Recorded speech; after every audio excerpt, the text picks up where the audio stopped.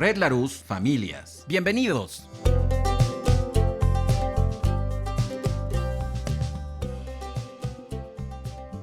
Hola, ¿qué tal? Te doy la más cordial bienvenida a Podcast Red Larus Familias. El día de hoy, en este podcast número 11, vamos a platicar acerca de las familias tóxicas. Y bueno, te quiero contar que este tema lo elegí desde la construcción de los temas anteriores. Cuando hablamos de familias es importantísimo empezar a reconocer dónde crecimos y al mismo tiempo, el día de hoy, qué familia compartimos, creamos, etcétera.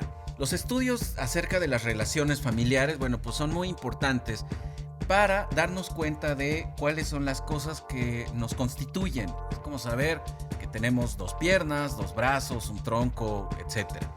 Todo esto lo estoy platicando porque me parece que es interesante que salgamos de este lugar de justificar ciertas acciones o ciertos puntos que nos han dicho que tenemos como dicen ahora, áreas de mejora, ¿no? O cosas que hay que reconfigurar.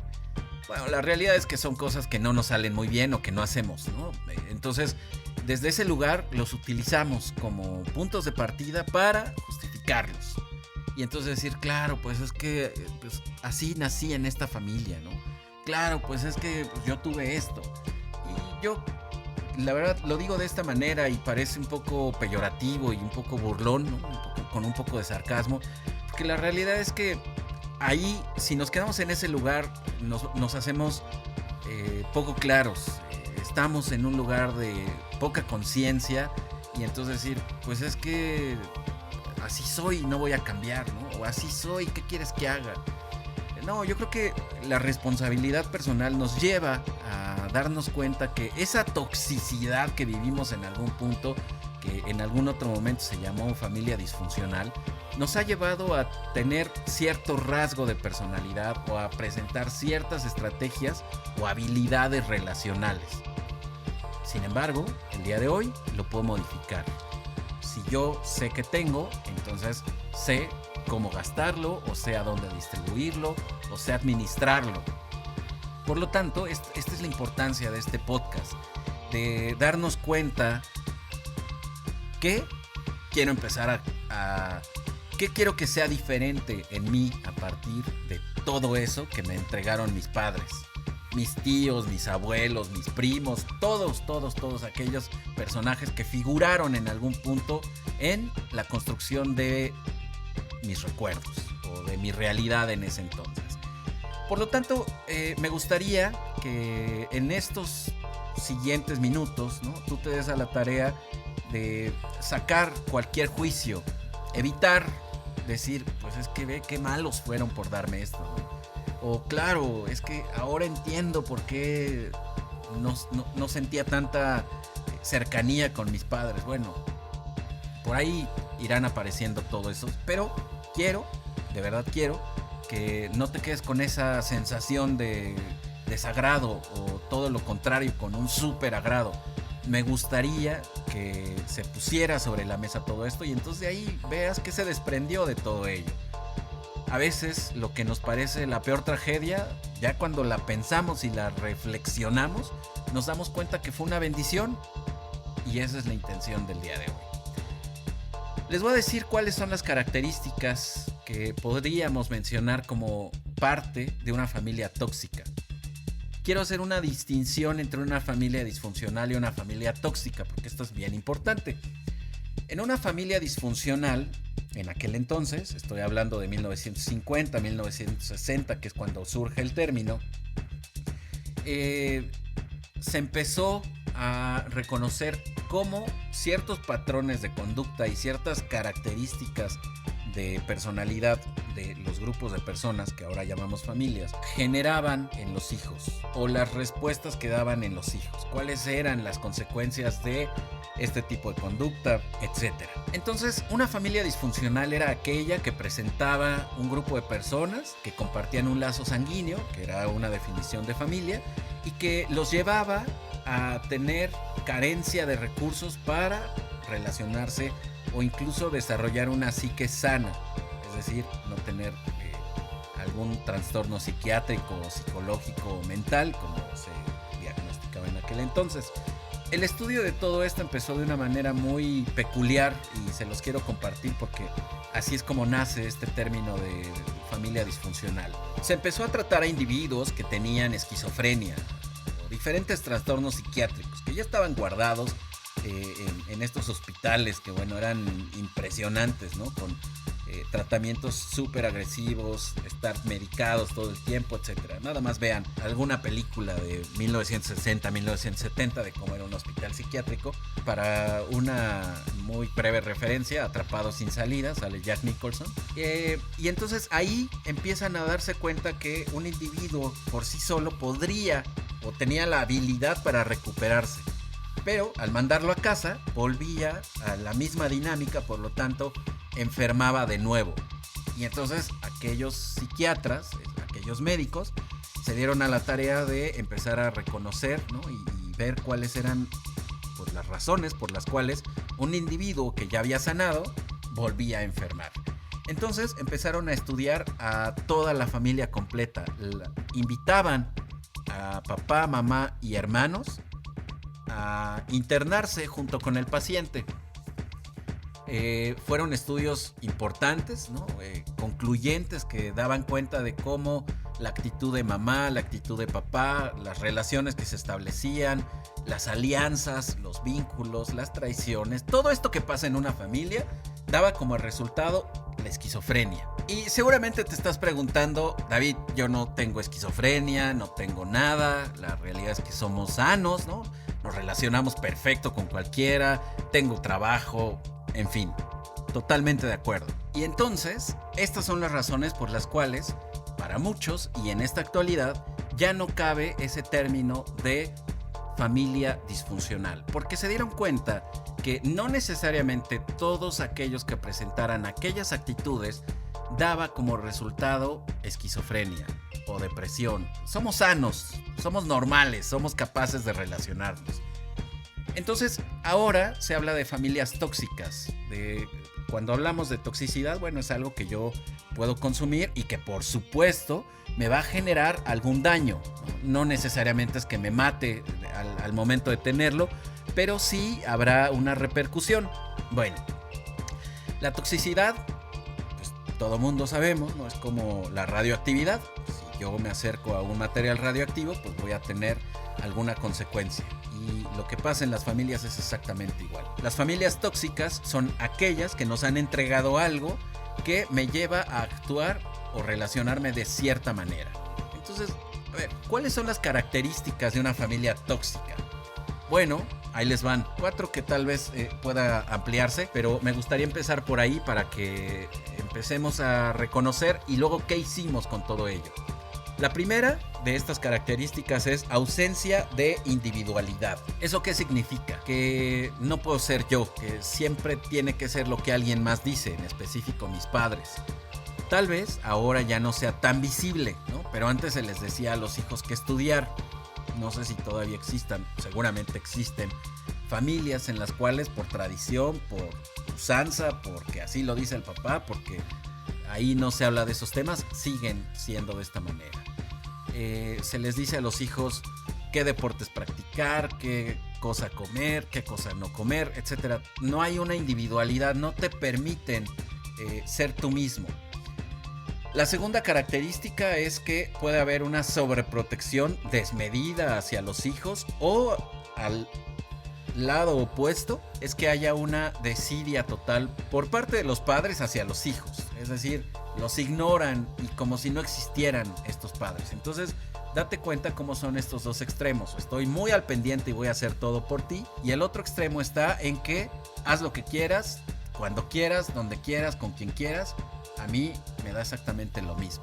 Esa es una segunda característica.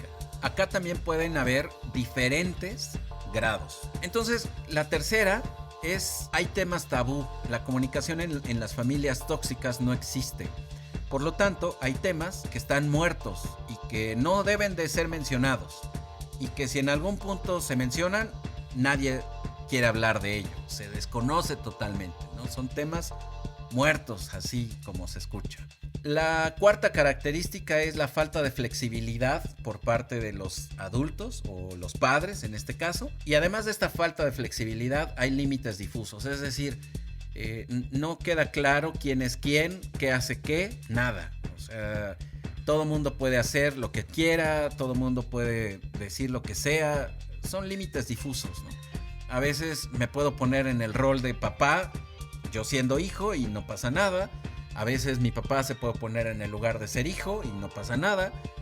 Son este tipo de cambio de roles impredecibles, ¿no? Como de acuerdo a cómo nos va yendo en ese momento, bueno, lo vamos poniendo. Eso se debe de ir complementando y es bien interesante que lo vayamos metiendo con ciertas conductas que a veces no necesariamente las vemos como algo que genere cosas incorrectas en los individuos. Debemos empezar a reflexionar en puntos que nos fueron dados y no porque ahora seamos más suavecitos o seamos más sensibles. No, se trata de que son cosas que se necesitan cambiar y que a partir de todo ello necesitamos empezar a encontrarles otro lugar totalmente distinto, pero que no sean las relaciones. El uso o el abuso de la violencia. Les voy a decir cuáles son aquellas cosas que necesitamos sacar de la normalidad para empezar a cambiar esta toxicidad que tenemos, porque nos la heredaron, ¿no? No hay de otra. Nos aprendimos eso. No es que venga en nuestros genes, que nos quede claro. Viene en nuestros patrones de aprendizaje, de ver, de escuchar y de vivirlo toda nuestra infancia. Entonces, el primero es el uso de la violencia. Ser violentos en cualquiera de sus presentaciones, ¿no? Físicamente, verbalmente, psicológicamente, económicamente, con silencios, con amenazas, por omisiones, todo eso debemos de estar bien claros cuando lo que yo estoy haciendo es violencia. La violencia en las familias es uno de los principales puntos de desencuentro, de crisis que lleva a menoscabar la personalidad de los individuos, de los hijos. Genera daños muy importantes, no nada más en las cuestiones relacionales, sino intrapsíquicas, es decir, la percepción que tengo de mí mismo, la valoración que tengo de mí, la imagen que me puede generar mi persona, la evaluación que hago de mí mismo. Y luego se desprenden todas estas conductas de relación con los otros. Mi habilidad para tomar decisiones, mi habilidad para relacionarme con los otros, este desarrollo de mi inteligencia emocional que es determinante y que definitivamente está mediado o filtrado por todas estas maneras que aprendí en la familia. Entonces, desde ahí es donde yo me voy construyendo como individuo y luego construyendo las relaciones que voy a tener, las maneras en las cuales estableceré toda relación de noviazgo, de ser compañero de trabajo, ser líder, ser seguidor, ser sumiso, etcétera. Solucionar problemas a través de la violencia. Todo ese tipo de cosas son las que, pues al final, alguien ya me las entregó, alguien ya me las instauró en mi chip. Y entonces, el chiste de todo esto radica en el reconocimiento de dónde nacen, cuándo surgen y luego cuándo yo decidida y voluntariamente las pongo en práctica. Esto que les digo es bien interesante porque la gran mayoría de ocasiones cuando yo hago mención de este tema en específico de la voluntad, es decir, de la intención de hacer las cosas, no ocurre. Nos damos a la tarea de creer que pasa desapercibido totalmente. Y en cierta forma tenemos razón, ¿sabes? Sin embargo, hay un punto en el que lo hacemos cuando lo ignoramos. Dicen, bendita ignorancia, y no están equivocados, ¿sabes?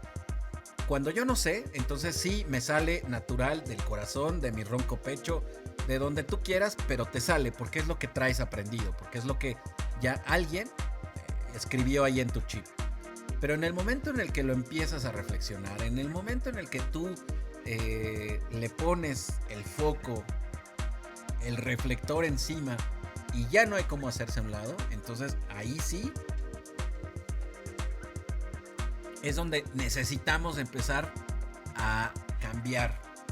Necesitamos empezar a hacernos responsables de que ya no puedo decir, pues es que me pegaron de chiquito.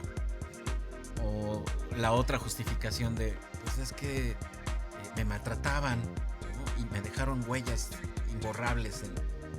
Sí, o sea, por supuesto, pero para eso somos los psicólogos, para eso está esta profesión. Para que entonces se cambie el nivel de responsabilidad y luego se pueda cambiar las respuestas que traemos automatizadas.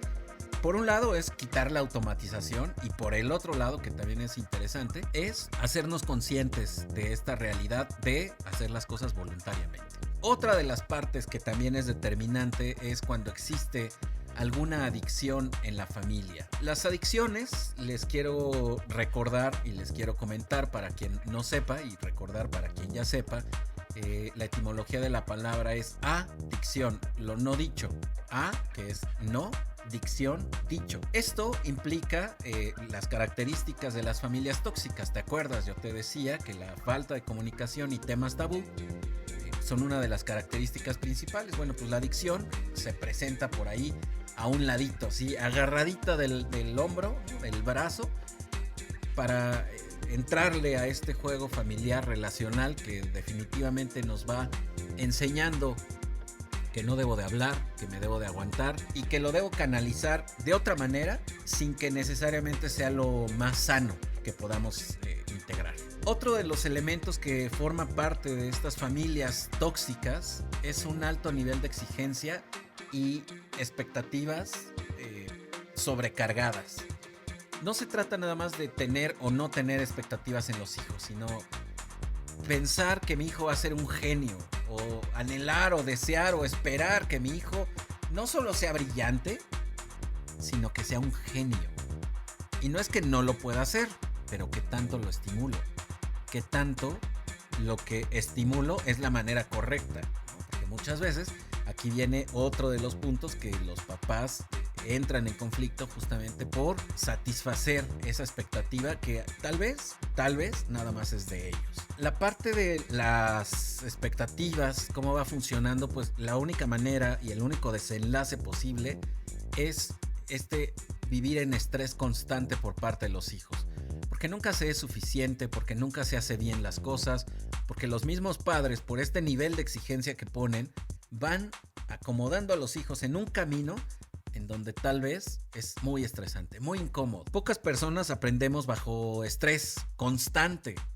Acuérdate que el estrés es indispensable en la vida y que además de ser indispensable, pues por supuesto que lo vamos mediando, ¿no? O sea, hay momentos para estar estresados, luego relajados, estresados, relajados, pero no podemos vivir siempre en el estrés, ¿no? Que esa es una de las características de las familias tóxicas.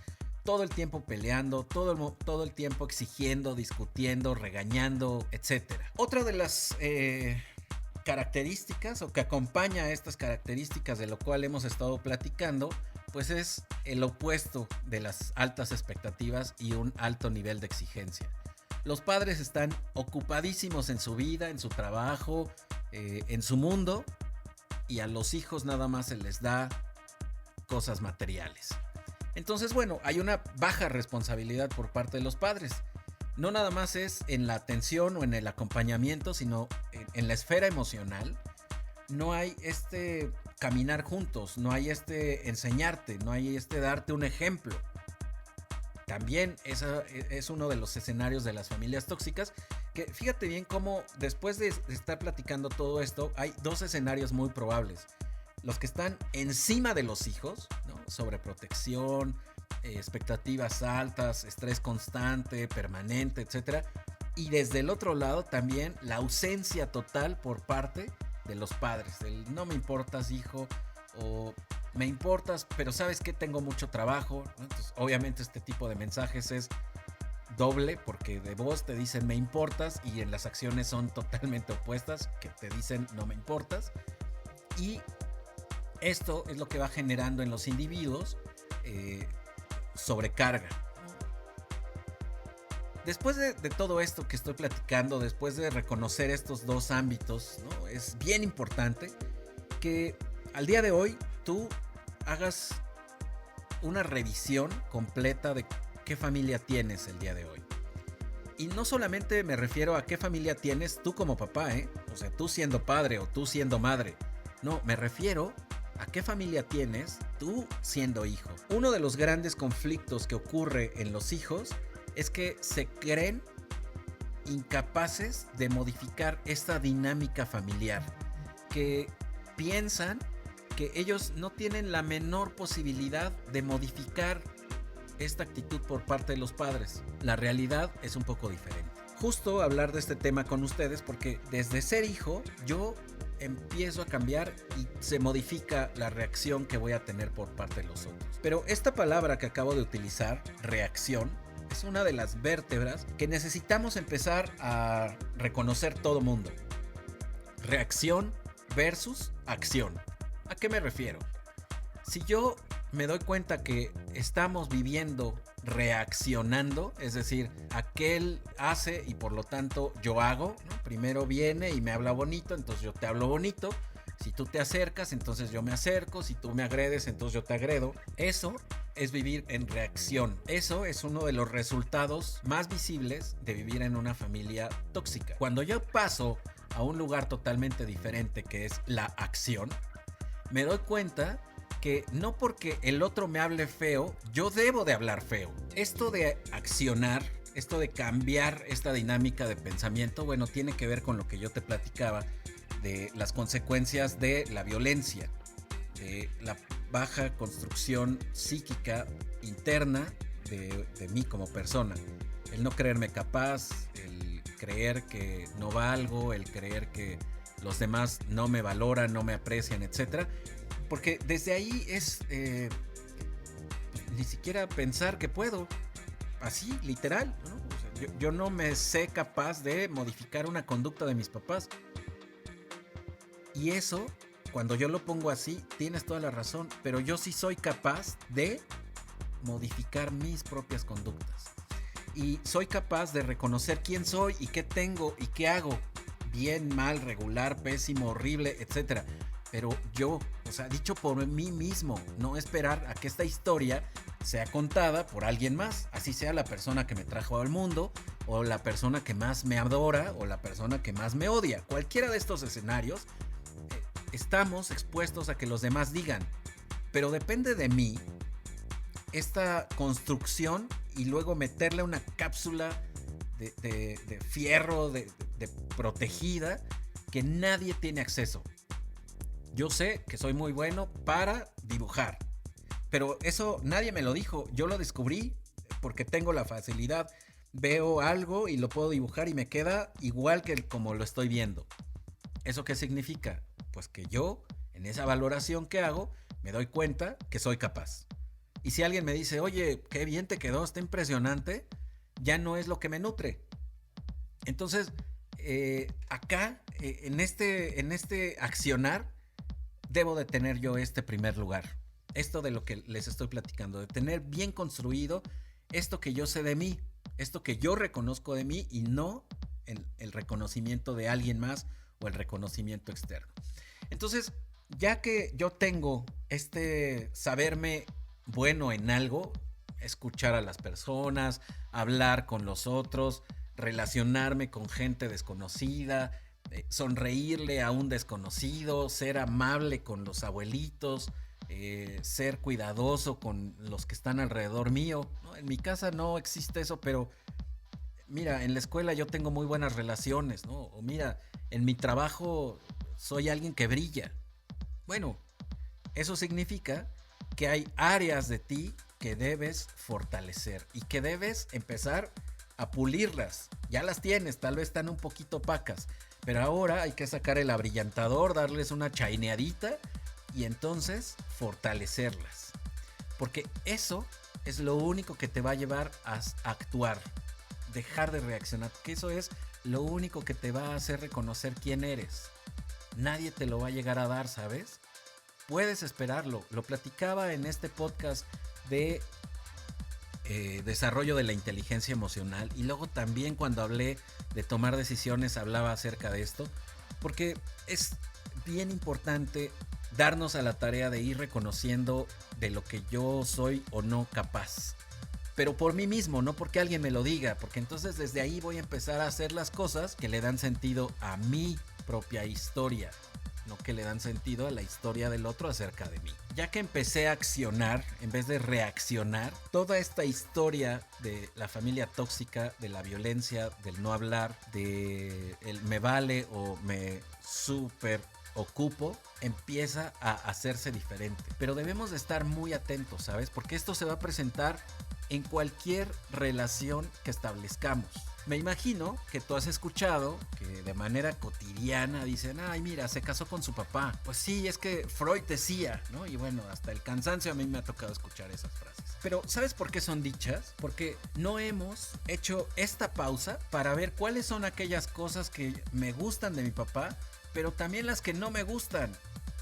O cuáles son aquellas cosas que yo como hombre valoré de una mujer como mi mamá y cuáles son aquellas que odié y que dije jamás en la vida podría estar con alguien así. Porque a partir de esto, a partir de aceptar que hay cosas que me van a gustar y habrá cosas que odie, entonces soy capaz de reconocerlas y no estarlas persiguiendo y no decir, pues ni modo, es que si quiero ojos verdes y la quiero bonita, pues viene con todas estas características. Ahí debemos de estar bien atentos porque las relaciones amorosas es donde se ve más la herencia familiar del aprendizaje como tal.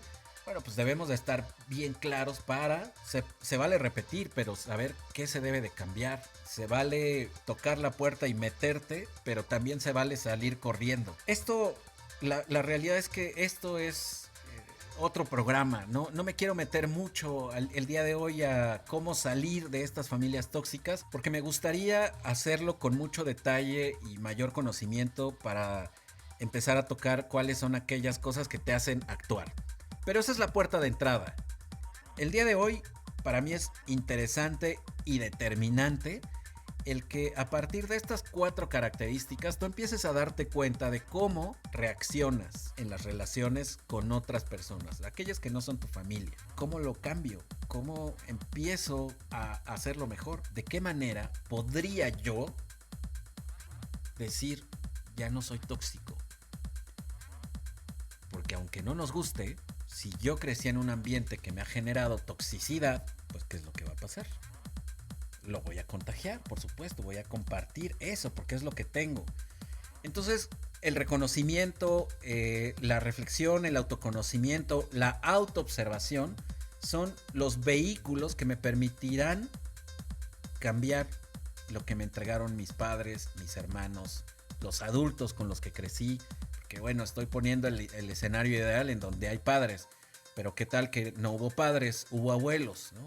También ahí están y fíjate cómo se brinca una generación, ¿no? Todos aquellos abuelos que cuidaron a los nietos ya se brincaron una generación, por lo tanto, aquello que pudieron haber aprendido y reflexionado esos padres, se la brincaron y entonces ya no entra en los hijos. Por lo tanto, los abuelos están haciendo este puente abuelos-nietos y se están repitiendo con mayor fortaleza estas carencias.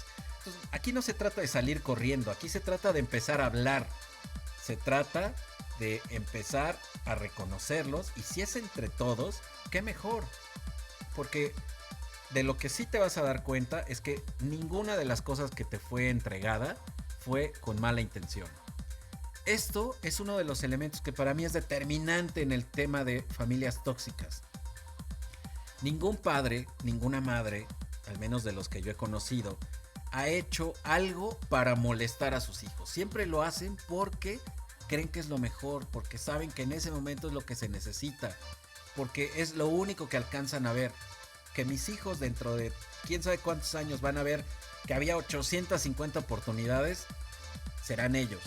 Yo el día de hoy estoy haciendo lo mejor para ellos, porque es lo que tengo, porque es lo que me han acercado, porque es lo que yo responsablemente me he ocupado de cambiar.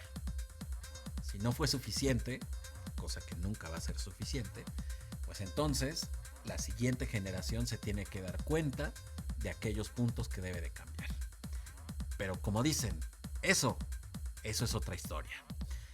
Me voy a despedir de este podcast con la siguiente reflexión. Yo no solo soy lo que me entregó mi familia. Esta frase la escribí hace tiempo porque a veces nos hacen pensar en el positivo de esta frase. Yo soy todo lo que me entregó mi familia. De hecho, podría mencionarles este famosísimo dicho, de tal palo, tal astilla. Eso quiere decir que pues, si el palo es de madera, ¿no? La astilla, David Arrieta, será igual que el palo, ¿no? Que esa es la familia. O la unión de Arturo, Leticia, eso entregó esa familia. Entonces, a ver, al día de hoy, ¿cómo yo puedo modificar esto? Bueno, dándome cuenta que yo no solo soy lo que me entregaron aquellos personajes que hoy llamo familia, no solo eso. Tengo esos otros ejemplos que fueron muy valiosos y que tal vez fueron momentos pequeños los que estuvieron en mi vida. El profesor, el director, el coordinador, la maestra que renunció al tercer día, el panadero que siempre me atendía con esos 2 minutos de trato súper afable, etcétera. Pero yo soy el que lo debe de buscar, yo soy el que lo debe de encontrar, porque ahí es donde voy a empezar a encontrar todos aquellos puntos que me van a permitir modificar mi realidad del día de hoy para dejar de ser tóxico, que eso es lo más importante. Llegamos al final. Te agradezco mucho tu atención, tu compañía. También te agradezco muchísimo el que tú compartas estos podcasts, que nos recomiendes. Te espero en la siguiente entrega de estos podcasts de Red Larus Familia. Mi nombre es David Arrieta y te deseo lo mejor de la vida para ti y los tuyos.